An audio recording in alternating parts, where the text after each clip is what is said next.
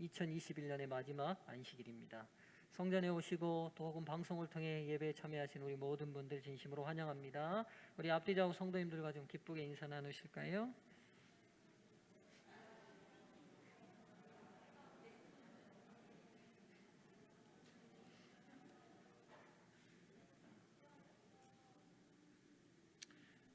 오늘 아주 특별하신 분들이 오셨는데요. 우리 서울 경기도에 있는 양수리 교회에 계시다가 지금 이번 주에 담양 대전면으로 이사를 하신 우리 집사님 가정이 오늘 저희와 첫 예배에 참석하게 되셨습니다. 이정선 집사님, 이화래 집사님 잠깐 좀 일어나실까요? 예. 인사하실 대로 박수로 뜨겁게 환영해 주시면 좋겠습니다. 네, 아마 저희 서중앙교회로 출석하시기를 원해서 저희 오셨고요. 여러분 기억하시면 우리 이화래 집사님은 저희 교회 몇 번 오셨어요. 우리 김금심 성도님 기억하시죠? 친구를 인도하기 위해서 오셨는데 아예 그냥 친구 곁으로 이사를 오셨습니다. 그래서 내일 아마 이제 김금신 성도님까지 같이 모시고 안식일에 또 참여하실 수 있을 것 같습니다. 저희 서중앙 가족이 또 되시기로 오셨으니까 우리 성도님들 낯설지 않도록 잘 도와주시고 잘 친교해 주시면 좋겠습니다. 오늘 이 시간에는요 진도 안 나가고 계시록 좀 복습하겠습니다. 구조를 전체를 좀 우리가 너무 기간 동안 계시록을 배우니까 앞에 부분을 다 잊어버리셨을 것 같아서 계시록 전체의 내용을 좀 다시 한번 요약하고 계시록 전체가 어떤 내용인지를 좀 정리하는 시간을 갖도록 하겠습니다. 자, 여러분 제가 계시록의 구조를 얘기하면서 히브리 문학이 가지고 있는 굉장히 중요한 특징이 있다고 말씀드렸거든요. 우리 한국말로는 교차 대꾸법이라고 하고 카이아즘이라고 부르는 문학적 특성이 있다고 말씀을 드렸어요. 성경은 이 카이아즘의 구조대로 기록이 되어 있습니다. 교차 대꾸법, 이 요한계시록도 이 교차 대꾸법으로 기록이 되어 있는데 다시 한번 설명드리면 우리나라는 글을 쓸 때 기승전결, 서론, 본론, 결론 이렇게 쓰는데 히브리인들은 가장 중요한 내용을 가운데다 놓고 좌우 대칭으로 대칭이 되는 글로 구성을 한다고 말씀을 드렸어요. 이게 교차 대꾸법입니다. 계시록도 1장부터 22장까지가 이 교차 대꾸로 기록이 돼 있어요. 그래서 다시 한번 제가 제일 첫 번째 시간에 했던 구조를 좀 보면서 계시록 전체의 구조를 좀 다시 생각해 보시면 좋겠습니다. 자, 1장부터 11장까지를 1장부터 계시록을 크게 두 부분으로 쪼갤 수 있거든요. 1장부터 11장 그리고 12장부터 22장으로 쪼갤 수 있는데 특별히 1장부터 11장까지는 예수님으로부터 시작해서 예수님이 다시 오실 때까지, 그러니까 예수님의 초림 때부터 시작해서 예수님이 다시 오실 때까지의 전체적 역사를 세 번의 계시를 통해 묘사하고 있어요. 그게 첫 번째 일곱 교회, 두 번째 일곱인, 세 번째 일곱 나팔이죠. 이 전체 세 계시가 1장부터 11장까지 나오는데 이 내용은 역사 속에서 전개된 선과 악의 대쟁투를 시대별로 7가지씩 정리를 하고 있습니다. 기억나시죠? 자, 그리고 이제 12장부터 13장까지는 선악의 대쟁투에서 선과 악의 싸움이니까 악의 세력의 근원이 이 땅에 우리 세상에 보이는 이 악의 근원이 어디서 왔는가 그걸 12장이 밝혀주고 있어요. 하늘 전쟁에서부터 시작된 악의 근원인 사탄이 지상까지 내려와서 계속적으로 선악의 대쟁투를 진행하는 악의 정체인 사탄과 그를 추종하는 세력들의 마지막 활동이 12장부터 13장까지 기록되어 있습니다. 그래서 12장은 성경에서 제가 12장을 할 때 여러분에게 이렇게 말씀드렸어요. 세상의 인류 역사를 가장 짧게 압축해 놓은 장이다. 제가 그렇게 말씀드렸는데 여러분 기억나시는지? 기억 안 나셔도 괜찮습니다. 지금 다시 들으시면 되니까요. 그래서 태초에 하늘에서부터 있던 전쟁이 지상으로 번져서 선과 악의 전쟁이 진행되는 과정들, 그리고 싸움의 그 본 죄의 근원인 사탄, 그리고 그를 추종하는 마지막 세력들이 13장에서 등장하는데, 하나는 바다에서 나오고 하나는 땅에서 나온 짐승이죠. 자, 계시록의 제일 중요한 부분이 이제 14장입니다. 가운데 있는 이 14장인데, 이제 이 마지막 시대 때 하나님께서 최후의 선악의 대쟁투를 앞두시고 마지막 세상을 향한 하나님의 마지막 호소가 14장에 나타나죠. 그래서 우리는 이걸 몇 천사의 기별이라고 불러요? 세 천사의 기별이라고 부르고, 재림교회에서 가장 중요한 우리 현대 진리의 기별로 우리가 이 14장을 인식하고 있습니다.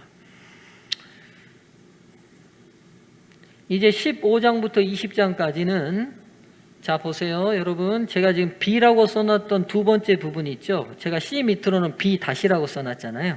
그러니까 계시록 12장 13장에서 공개된 악의 근원과 그의 추종 세력들이 15장부터 20장까지는 어떻게 끝내 멸망하는가를 기록하고 있는 게 15장부터 20장입니다.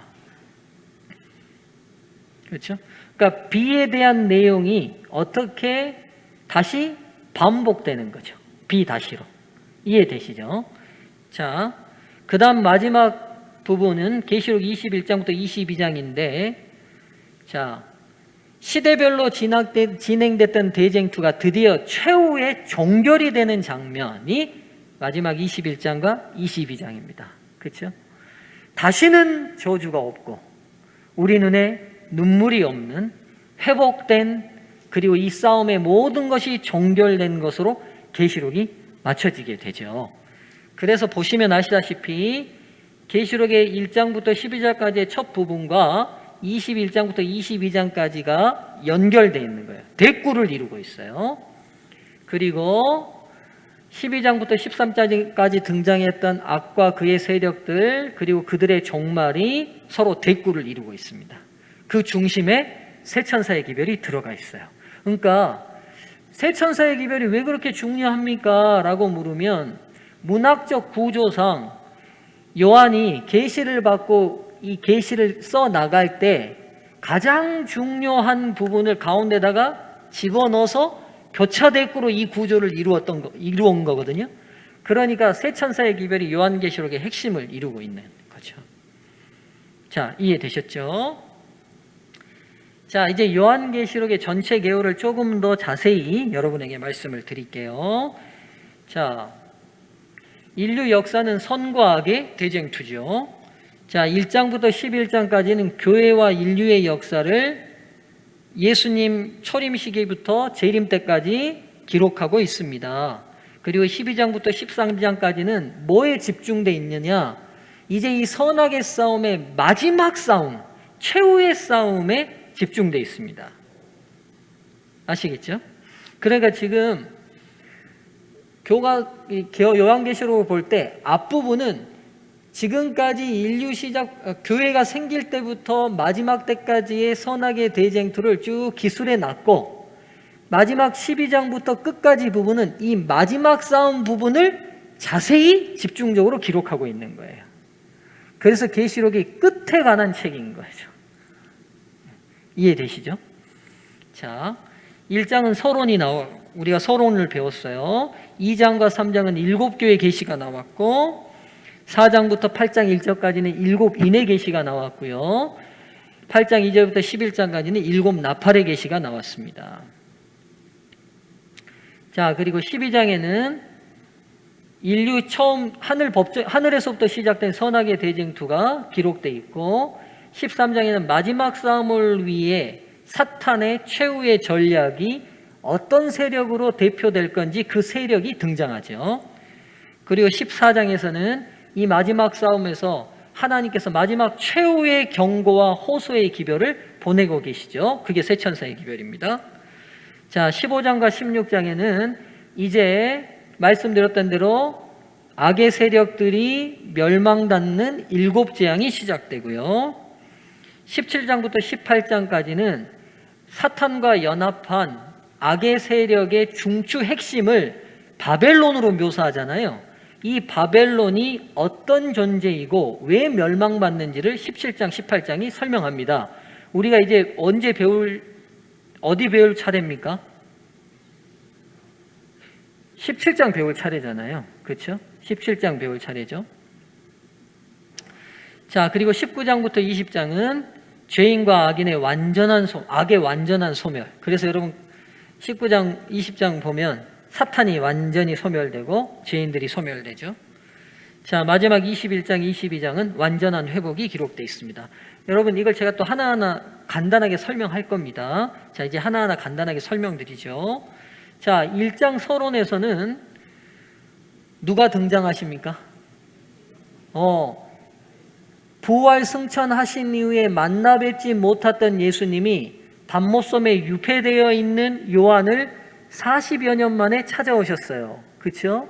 근데 드디어 찾아오셨을 때 그 예수님은 어디에서 어떤 모습으로 계셨어요? 하늘 성소에서 제사장의 복장으로 7 촛대 사이를 거닐고 계시는 모습으로 등장하셨죠.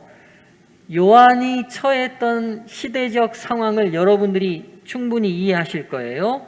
로마 제국이 이제 신생으로 자라고 있는 기독교를 박멸하고자 이미 11사도는 다 순교당하여 죽고 마지막 남은 사도 요한마저도 기름가마에 튀겨 죽이기 위해서 집어넣었는데 하나님께서 특별한 섭리로 그를 살리시자 그를 밤모섬에 유폐시켰고 하나님의 교회는 계속 고통받고 있고 핍박받고 있고 순교받는 상황 속에 놓여 있을 때예요.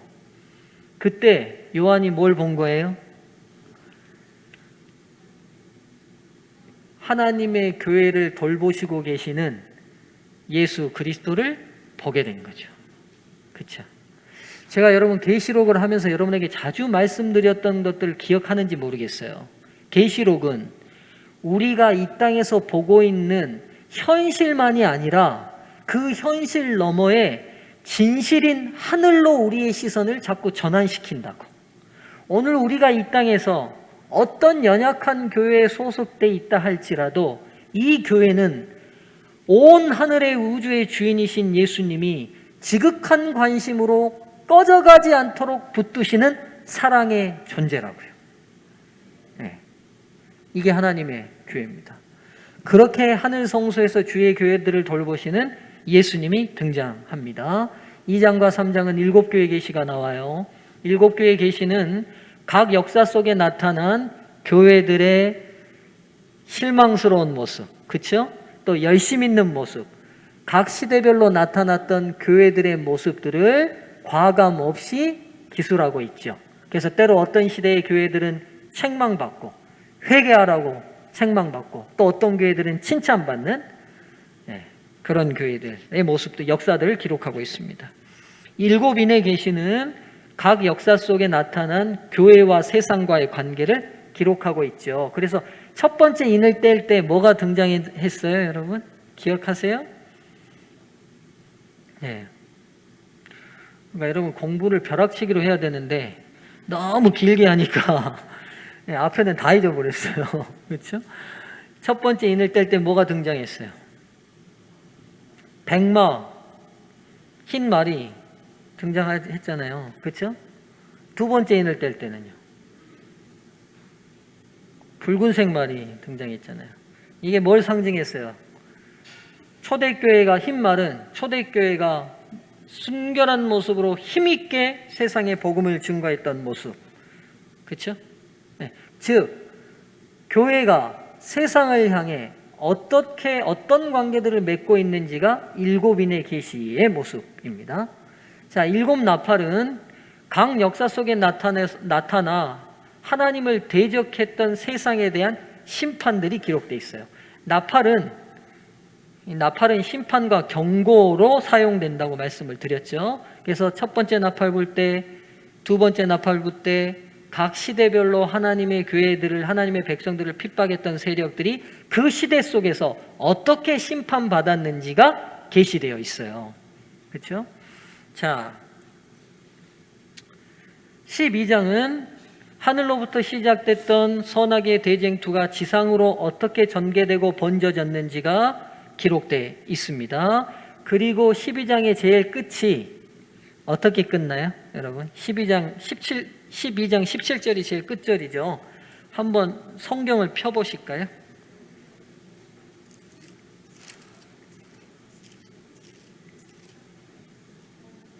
자, 12장 17절 성경을 펴서 한번 우리 읽어보시죠. 함께 읽어볼까요? 분노하여 돌아가서 그 여자의 남은 자손 곧 하나님의 계명을 지키며 예수의 증거를 가진 자들로 더불어 싸우려고 바다 모래 위에 섰더라. 12장의 제일 끝이 하늘로부터 시작됐던 선악의 대쟁투에 시대별로 진행된 대쟁투가 이제 드디어 그 막바지 최후의 전투를 앞두고 용이 분노하여 그 여자의 남은 자손들과 최후의 일격의 전쟁을 하려고 바다 모래 위에 출격 준비하고 서 있는 모습으로 12장 17절이 마치죠. 그러면서 13장에 뭐가 등장하냐? 이 최후의 전쟁에 사탄을 도와 그 지상 세력을 대표할 두 존재가 등장합니다. 땅에서 나온 짐승과 바다에서 나온 짐승이 사탄과 연합하여, 그렇죠? 그리고 여러분 기억하시는지 모르겠지만 이 세 연합체가 삼위 하나님의 모습을 그대로 반복하고 있다는 걸 보여주시죠. 그렇죠? 그러니까 여러분 선악의 쟁투는 다시 말씀드리지만 치고받고 싸우고 피 흘려 죽는 전쟁이 아니라 우리 마음의 주인이 누구신지를 놓고 싸우는 영적 전쟁이에요. 그렇죠? 네. 마지막 때 뭐 다 모여서 여기 선이다, 여기 악이다. 여러분 선의 편에 서서 칼 들고 누군가를 죽였다면 이미 그 선은 악입니다. 아닌가요, 여러분? 예? 내가 선의 편에 서서 상대편을 죽여버리겠다고 달라드는 순간 이미 그는 악이에요. 그렇죠? 선악의 대쟁투의 싸움은 악인이 선인을 그렇게 핍박하고 죽인다 할지라도 그들을 용서하고 그들을 미워하지 않는 예수님의 정신으로 시대마다 승리했어요.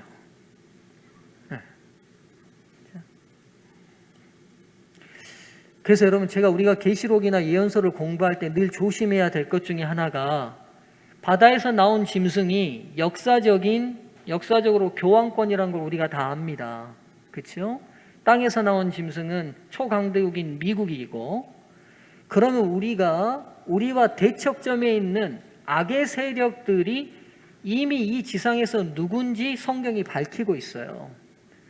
그러면 문제가 우리와 싸우는 악의 세력들의 편에 가담돼 있는 것처럼 보이는 사람들을 우리가 지금 어떤 마음으로 대하고 있느냐는 거예요. 근데 만일 그들을 비난하고 똑같이 그들과처럼 잔인한 방법이나 또 다른 방법으로 우리가 그들에게 똑같이 대한다면 이미 여러분 저희는 선이 아니라 그들과 동일한 악인입니다. 그래서 예언서를 공부하면서 성경이 밝히고 있는 바다의 짐승이나 땅의 짐승 편에 있는 사람들을 향해 그들을 향한 어떤 미움 혹은 그들을 향한 악한 심정이 든다면 우리는 예언서를 잘못 공부하고 있다는 사실을 기억하셔야 합니다.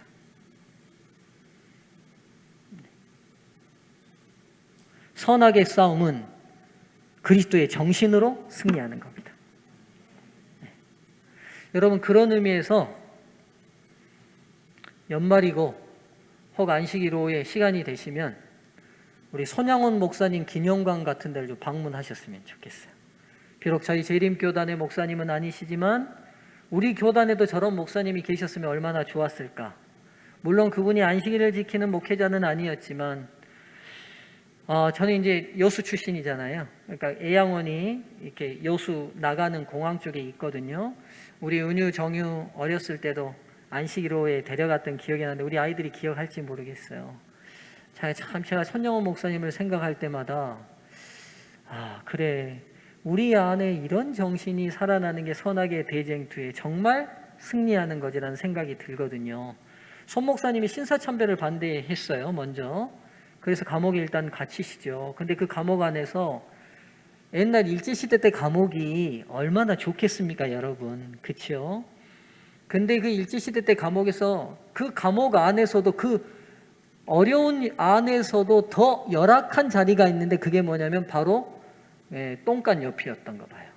그러니까 옛날 그 교도 그 감옥에 화장실이 따로 있는 게 아니라 거기 그 나무로 만든 통 거기다가 이제 한쪽에다 놓고 거기다가 소변이고 똥이고 다 받아놓으면 아침에 이제 그 방에서 제일 힘없고 신참이 그거 갖다 비우고 이렇게 했는가 본데 여름이면 여러분 그 옆자리에서 잔다고 생각해 보시면 어떠실까요? 그렇죠? 겨울은 좀 나은데 겨울도 어떻게 괜찮겠습니까? 그리고 그 당시 뭐 일제시대 때 한두 명 가둔 게 아니라 10명 정원에 수십 명을 가두니까 칼잠을 자고 돌아가면서 순번으로 잤다고 그러는데 손 목사님이 신사참배로 그 감옥에 들어갔을 때 언제나 그분의 자리는 그 화장실 그 똥통 옆자리를 본인이 늘 주무셨다고 그래요. 내가 늘 거기에 자겠다고. 그리고 이제 콩밥 우리 이제 이미 우리의 관용구가 됐죠. 감옥 간다면 콩밥 좀 먹어봐야 되겠네. 그 콩밥이 그 일제시대 때 일본 감옥에서 콩깻묵으로 비벼놓은 그 밥을 줬다고 그래요. 근데 그 양도 많지 않아가지고 늘 부족한데 손 목사님이 그걸 늘 다 드시지 않고 더 연약하고 더 약한 죄수들을 위해서 늘 나누셨던가 봐요. 드디어 해방이 되고 나오셨죠. 근데 여러분 아시다시피 여순 사건이 일어났을 때 순천에서 학교를 다니던 큰아들 작은아들이 좌익 사상에 물든 친구들에 의해서 죽습니다. 근데 여러분 그 아들을 죽인 그 살인자를 어떻게 하지요? 계엄군 사령관을 찾아가서 사형해서 죽여야 될 아이인데 꼭 살려달라고 탄원해서 그 아이를 살리고 자기 양자로 여러분 그게 참 우리가 지금 말이 쉽지. 그러니까 여러분 복음이 하나님의 성령이 임하면 얼마나 놀라운 사람이 되는지가 우리 곁에 하나의 증거로 있는 거 아닙니까? 그렇잖아요. 우리는 실은 누가 나에 대해서 없는 얘기 하는 것만 해도 들었다 해도 그 사람에 대해서 불편하고 싫고 밉잖아요. 근데 내 아들을 하나도 아니고 둘을 총살해서 죽은 그 아들을 어떻게 본인 아들을 삼습니까? 여러분 손 목사님이 그 아들들을 하관할 때 했던 10가지 감사가 있어요. 여러분 기회가 되시면 그것도 한번 보시면 좋겠어요. 저 같은 죄인의 집안에 순교자를 둘이나 주셔서 감사합니다. 제가 그 10가지 중에 기억나는 감사예요. 그 입양한 그 아들이 현재 목사님이셔요. 그리고 손 목사님의 딸과 고모로 서로 관계를 잘 맺고 아직도 잘 지내시고 있고. 근데 이제 1950년 전쟁에 나서 손 목사님도 공산군에 끌려가다가 죽죠. 근데 손 목사님이 돌아가신 지역이 그 여수시 안에 총살됐는데 이렇게 잡혀서 그 총살되는 지역까지 가는 동안 인민군에게 계속 복음을 전하신 거예요. 예수님 믿어야 된다고. 그러니까 인민군이 개머리판으로 손 목사님 입을 가는 계속 이렇게 짓이겨가지고 그 시신의 입술이 다 터진 것을 이제 발견이 됐어요. 나중에 손 목사님이요, 여러분 그 돌아가시기 전에 그 두 아들을 죽인 그 아들을 입양했을 때 백범 김구 선생이 손 목사님을 경교장으로 초청합니다. 그리고는 백범 김구 선생이 제가 무슨 신문인지는 기억나지 않는데 신문에 칼럼을 썼어요. 공산주의를 이기는 방법은 바로 손양원 목사처럼 하는 거라고. 손양원 목사처럼 하는 게 진짜 공산주의를 이기는 거라고.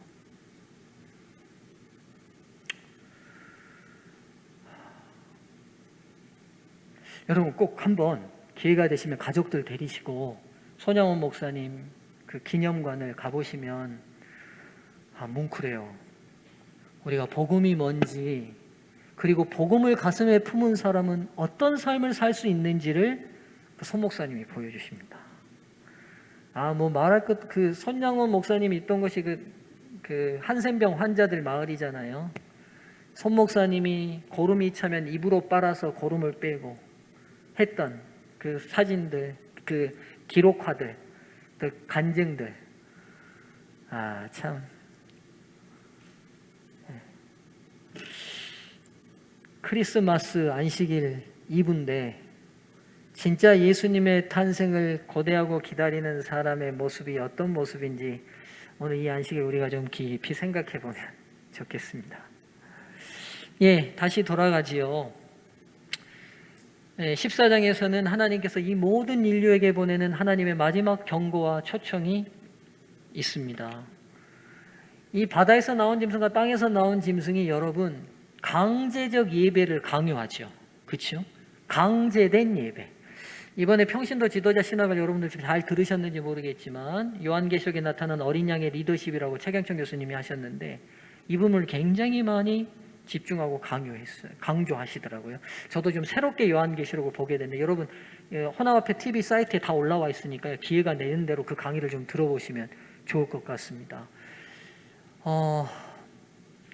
여러분 지금 시기가 코로나가 이렇게 계속 번지고 우리가 마지막 시기란 걸 알다 보니까 우리 카톡으로나 또 각종 받는 메시지에 보면 2030년이 되면 매매를 못하게 된다, 백신에 짐승의 표가 있다. 제가 이런 메시지를 받을 때마다 목사로서 마음에 부담이 돼요. 무슨 부담이 되냐면 우리에게 예언을 주신 이유는 이렇게 사건 하나하나에 앞으로 이루어질지도 안 이루어질지도 모르는 사건 하나가 진짜 일어나는 것처럼 안절부절 못해서 소식 퍼뜨리라고 예언 주신 거 아니거든요. 예언을 주신 이유는요, 역사의 주관자가 하나님이시라는 거 보여주려고 있는 거예요, 여러분. 이 역사의 주관자가 우리가 신뢰하고 믿는 전지전능하신 하나님이 역사의 주관자시라는 것을 보여주려고 예언이 있는 겁니다. 일어나지 않을 2035년에 무슨 사건이 일어나고 맞는 백신에 짐승의 표가 있고 뭐가 있고 근데 저는 안식일 교인들이 그런 문자들을 나누고 퍼뜨리는 것을 제가 마음에 굉장히 부담이 있어요. 도대체 우리 목회자들과 지도자들이 우리 성도들을 도대체 어떻게 인도했길래 예언을 연구하면서 예언의 시대에 이 마지막 시대를 사는 백성들이 도대체 이런 사건에 집중하느냐는 거예요. 도대체 우리가 집중해야 될 게 뭐예요? 더 많이 사랑해야 되는 거 아닙니까? 우리가 누군가의 가슴 아픈 일들을 더 많이 돌아보고 회개해야 되는 시간으로 보내야 되는 거 아닙니까? 백신 들여다보고 괴생무체가 있다고 그거 해서 누구한테 보내서 백신 맞지 말라고 할 때가 아니라 우리가 정말 우리 가까운 누군가에게 이 중요하신 예수님의 사랑을 전하지 못하고 이 시기가 오늘 기도해 주신 홍보영 집사님 말씀처럼 이 은혜의 시기가 길지 않은데 누군가에게 아직 사랑을 보이지 못한 사람이 있는지를 생각해 보고 그들에게 아직 기회가 있을 때 예수님의 사랑을 전해야 되는 시간으로 보내야 되는 거 아닙니까, 여러분?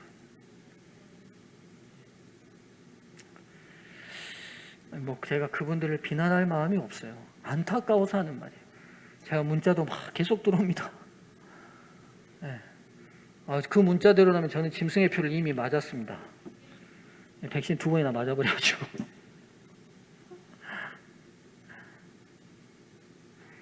여러분, 제가 계시록을 자꾸 여러분에게 가르치는 중요한 이유는요, 예언은 일어나지 않는 미래의 이상한 사건들에게 초점을 맞추려고 주신 게 아니라는 사실을 여러분에게 계속 말씀드리고 싶어서예요. 세상이 어떻게 바뀌어도 우리의 구주이신 예수 그리스도는 역사의 주관자 되시고 승리자로 우리를 에덴으로 회복하실 겁니다. 그 사실을 잊지 않는 게 예언을 바로 보는 눈입니다. 그리고 계시록을 연구하면 연구할수록 여러분 한번 우리가 바로미터로 테스트할 방법이 있어요. 내가 예언을 연구하면 연구할수록 내가 더 많이 사랑하고 싶고 더 복음을 전하고 싶다면 우린 예언을 지금 바로 공부하고 있는 거예요. 근데 예언을 공부하면 공부할수록 자꾸 이상한 소식에 내가 휘둘린다. 그럼 우린 예언 공부 잘못하고 있는 거예요. 자, 돌아갑니다. 그래서 이제 15장과 16장은 강제적 예배를 강요하는 사탄과 견합한 마지막 세력들이 멸망하는 과정을 7 재앙으로 묘사하고 있습니다. 17장과 18장에는 바벨론의 실체와 멸망이 나오는데 바벨론이 왜 멸망받는 것인지 그리고 그들이 어떤 모습으로 멸망받은지를 자세하게 기록하고 있습니다. 자, 요한계시록 후반부는 바벨론에 대한 하나님의 심판을 집중적으로 계시하고 있다. 계시록 13장, 14장을 통해 선악의 최후의 싸움, 여러분 가로친 부분을 보세요. 선악의 최후의 싸움은 뭐냐면 하나님 편에 설 것인가 사탄 편에 설 것인지 모든 인류의 최종적 선택이 완료되는 게 선악의 대쟁투의 마지막 싸움의 종결입니다. 어느 편에 설 것인가? 누가 우리의 예배자인가? 누가 우리의 경배를 받기에 합당하신가? 누가 우리를 창조하셨는가? 누가 우리를 구원하셨는가? 진짜 우리를 사랑하시는 분은 누구신가? 여러분 누구십니까? 우리 주 예수 그리스도 아니십니까? 우리가 그 편에 서겠다는 게 선악의 싸움입니다. 무슨 일이 있어도 그 편에 서겠다는 게, 매매할 수 없게 돼도 혹 환난과 핍박이 와도 혹 생명의 위협이 와도 그 사랑의 주님을 결코 배신하지 않겠다는 게 선악의 싸움의 완료입니다. 이 맞춰지면 바벨론으로 대표되는 악의 세력에 대한 심판이 14장 후반부터 20장까지 전개됩니다.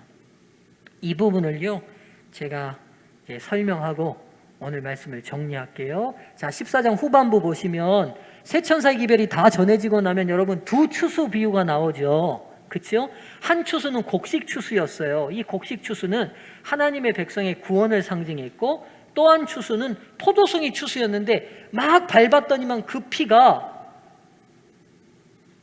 성을 넘어서 수천 킬로미터까지 퍼지는 장면이었죠. 즉 바벨론 그의 악한 세력에 가담했던 사람들의 심판을 묘사하고 있죠. 15장과 16장은 상징적으로 묘사된 포도송이 추수의 실제적 모습이 7 재앙을 통해 나타나는 거예요. 그러니까 왜 14장 다음에 7 재앙이 나오느냐? 바로 이 두 추수 중에 한 추수인 포도송이 추수, 즉 악인들의 멸망, 바벨론의 멸망이 어떻게 실제적으로 전개되는지가 7 재앙으로 나타나는 겁니다. 그리고 17장과 18장은 7 재앙 중에 마지막 2 재앙, 6제와 7째 재앙의 모습을 더 자세히 기록하고 있어요. 하나님께 대한 반역을 주도했던 바벨론의 실체와 멸망의 이유, 그리고 멸망의 장면이 바로 6째 재앙, 7째 재앙의 장면입니다. 그리고 19장에 가면 2 잔치가 나와요. 지금 14장에는 2 추수가 있었죠. 2 잔치는 하나는 어린 양의 혼인잔치고 하나는 새들의 잔치예요. 말 그대로 어린 양의 혼인잔치는 곡식 추수를 통해 구원받은 하나님의 백성들이 받게 되는 영생의 잔치죠. 반면에 새들의 잔치는 포도송이 추수에 참가하게 되던 사람들이 받게 되는 영멸의 잔치입니다. 그리고 마지막 20장에는 악인과 죄, 즉 죄를 가져온 사탄이 완전히 소멸되는 시기와 방법을 계시하고 있습니다. 이렇게 계시록 후반부가 맞춰지게 됩니다. 어떻게 복습이 좀 잘 되신 것 같습니까? 네. 대답을 안 하시는 거 보니까 잘 안 되셨네요.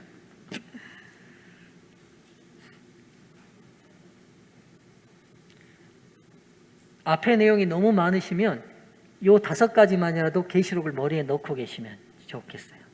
아시겠죠? 카이아즘으로 세상을 향한 마지막 대쟁투 앞에 놓여있는 세상을 향한 하나님의 마지막 호소인 새 천사의 기별을 가운데로 놓고 역사 속에 전개된 선악의 대쟁투, 그리고 대쟁투에서 악의 세력의 근원과 마지막 활동, 그리고 그 악의 세력의 종말, 그리고 대쟁투의 마지막 최후 종말, 이 계시록 전체 카이아즘의 구조로 이루어져 있습니다. 예, 오늘은 크리스마스 선물로 설교를 일찍 마치겠습니다. 오늘 마치기 전에요, 제가 기도하기보다 여러분 오늘 1년의 마지막 안식이잖아요. 우리가 잠깐 개인 기도하는 시간을 가질까요? 하나님 주신 은혜들을 좀 감사하고, 또 오늘 한 해를 돌아볼 때 우리가 하나님께 부족했던 점들도 있잖아요. 그러나 여러분, 그 부족도 넉넉히 채워주시는 하나님의 은혜를 생각하며 내년은 하나님과 더 깊은 믿음의 관계를 갖겠다는 결심의 기도를 좀 올리시면 좋겠습니다. 우리 짧게 개인 기도 하시고 난 다음에 우리 찬양하고 제가 기도하고 마치겠습니다.